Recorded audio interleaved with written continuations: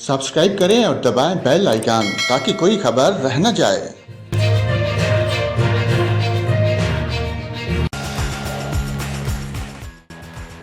नाजरीन, आपको बताएं, प्रोविंशियल डिजास्टर मैनेजमेंट अथॉरिटी ने दरिया चनाब में सैलाब के खतरे के पेश नज़र अलर्ट जारी कर दिया, जिसमें इदारों को हंगामी सूरत-ए-हाल से निपटने के लिए अलर्ट रहने की हदायत कर दी।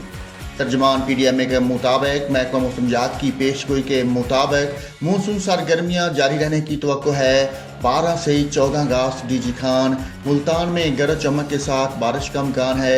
अलर्ट में बताया गया कि मराला, खानकी, कादराबाद पर 24 घंटे के बाद दरमियाने से ऊंचे दर्जे का सैलाब तवक्को है, जबकि दरिया रावी और चनाब के नदी नालों में भी दरमियाने ऊंचे दर्जे का सैलाब मुतवक्को है। अलर्ट में कहा गया कि लाहौर ज़िला मियांवाली के नालों में शदीद सैलाब मुतवक्को है और DG खान डिवीज़न के पहाड़ी इलाकों में 14 अगस्त तक सैलाब का इम्कान है।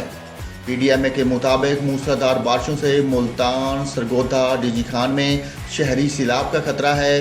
कोट सुलेमान के पहाड़ों से मुंसलिक नदी नालों में पानी की सतह बुलंद हो सकती है।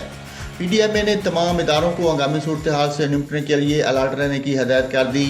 दूसरी जानब भारत ने एक बार फिर आबी जहरियत का मुजाहरा करते हुए नाला डैक में अचानक पानी छोड़कर पाकिस्तान के लिए सैलाब की खफियत पैदा कर दी। भारत की जानब से पानी छोड़ने के बाद नाला डैक में तुगयानी आ गई और सैलाबी रेला 9 से ज़ायद देहातों में दाखिल हो गया। रिपोर्ट के मुताबिक रूपवाली, खीरे, कालोवाली खोर्द, कोट, पूरा, मिलपुरी, धारीवाल, कलासवाला ज़्यादा मुतासर हुए, जबकि सैलाबी पानी से यूनियन काउंसिल, तखतपुर के देहातों को नुकसान पहुंचा। महकमा नहर के मुताबिक नाला डैक में इस वक्त 17,197 क्यूसेक का रेला गुजर रहा है, जबकि यहाँ से 25,000 क्यूसेक पानी गुजरने की गुंजाइश है।